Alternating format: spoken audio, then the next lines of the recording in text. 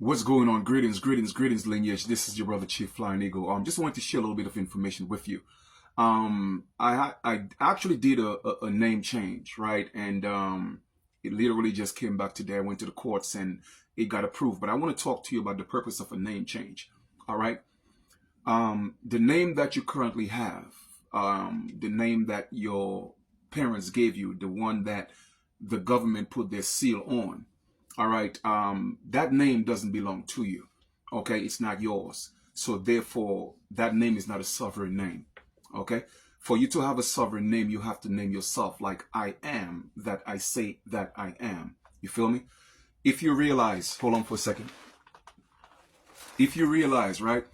Even in the allegorical Bible, Adam had to name all the animals so that he could be the master of the animals, right?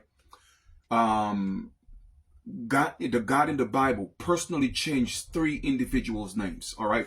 You have Abram to Abraham, Sarah to Sarah, and then you had Simon to Peter. The point I'm making is this, right? You are the one who have to determine who you are to gain your sovereignty. The I am must name you. You feel me? And the I am in you is God. You dig? So for those of you who get it, you get it. All right. So like I said, the first thing I did was I created an affidavit, basically just letting them know that the current name that my mother gave me, it's a legal name. All right. And my proposed name, meaning that the name I would like to be identified as, is American Flying Eagle Ra Elohim. Okay. And the reason being, of course, the change reflects, my deeply held religious and spiritual path. All right. And it also reflects and embodies my indigenous identity. I'm American Indian, and I would like my name to reflect my ancestral lineage. Okay. And of course, I put by no means, it is not an intent or to defraud or to escape any type of obligations. You know what I'm saying? I have no bankruptcy, etc., etc., etc., etc. So I put that in my affidavit. I signed it. I got it notarized, and also my American Indian Declaration. All right, like I told you guys before, I gave you a free version of that on the website myniji.com. So this is my American Indian Declaration. All right, as you can see, it's stamped by the New York court. All right. And also, I attached supporting documents. It's been over a year and a half now. I became a lord. All right, so I'm officially a lord. All right, and then my world passport with my indigenous name. So I went to the courts, and like I said, it was granted. All right, so because the name, like I said, that's on our birth certificates. We don't own that. All right. So the name that I give myself, I have control of that. So what I did was I did a copyright. I did a common law copyright. I did a common law trademark, and I'm going to do a federal trademark on that. You feel me? So now I have total control of that name because I am that I say I am. No man should name that I am. And that's what they did in the Bible. The God in the Bible said, my name is I am. And man said, oh, well, no, that's not his name. It means this and it means that. No, it's simple. I am that I am. So therefore, you are supposed to, the I am in you is supposed to say who you are. And the names that other people gave you, that was man-made. That's why man has control over that name. And man could manipulate that name. You feel me? Also, this is my world passport, with my indigenous name on there, Lord American Flying Eagle Ra Elohim. This is my indigenous press pass. Okay, that's my indigenous press pass, and this is our Republic ID. I hear a lot of people talking about being tax exempt. Listen, everybody's tax exempt if they know what they're doing. You feel me? But with our Republic ID, of course, we use it, and we get the tax exempt benefits as well. You feel me? So I wanted to just kind of share that with y'all, and that's how you truly step into your sovereignty. You feel me? By owning and controlling who you are. You dig? And there's steps to that. And the reason for the name changes of Abram to Abraham and Jacob to Israel, is the higher and the lower self. And Sarah and, Sarah and Sarah. You feel me? Sarah wasn't able to have children, but her name was changed to Sarah, where she was able to be fruitful and multiply. Okay? The names that we have currently came from Hagar. Hagar was the bondwoman. Hagar was the slave woman. So therefore that name is literally a name of bondage.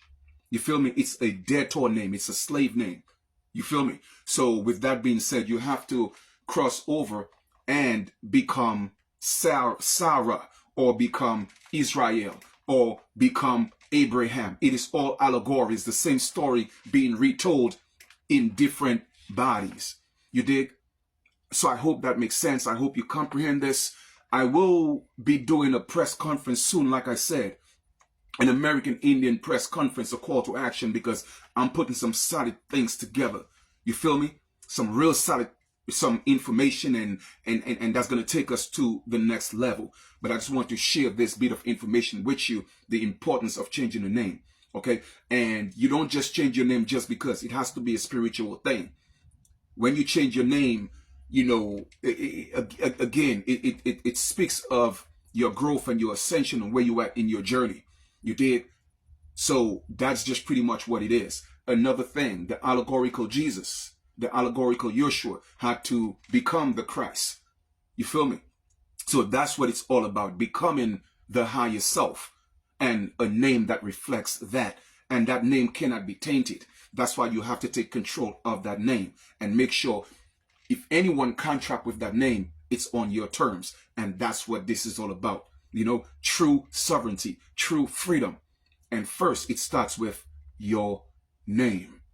Okay? So you got to go from Abram to Abraham. You got to go from Sarah to Sarah. You got to go from Jacob to Israel.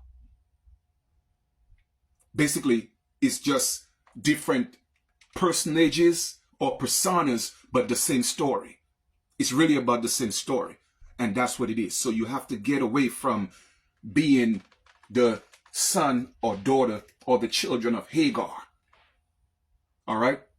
And become the son or daughter of Sarah, which means Jerusalem, freedom, a freedman, okay? A sovereign individual. That's what it means. Like I said, it's all allegory.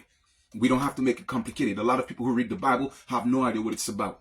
They have no idea what it's about. Period. And that's just a fact. All right. So I want you to know that this is possible. And it's so funny that the judge, okay, who actually signed the order, guess what? He's actually African. You feel me? So that was just funny to me. But anyway, it's on the record, like I said, that the name change reflects that I'm indigenous. I'm an American Indian. They never denied it. Okay? Why would they? You dig? Because you know who you are and you say who you are. It's really, that's why we don't have to worry about people trying to make us feel a certain way when we say we are who we are. You are who you are, and therefore you have to name yourself when you become or step into that I am. You dig? And take control of that I am. And therefore I get to do what I want with that name, because I am that I am. And I said that in my affidavit. All right. I put lastly right there, it says, I am that I am, and I am a Marakan flying eagle, Ra Elohim. You dig? And there we go. The judge stamped it. Boom. So I just wanted to share that bit of information with y'all. Like I said, stay tuned. All right, because I'm going to be doing a press conference soon. All right, we'll talk soon. Peace.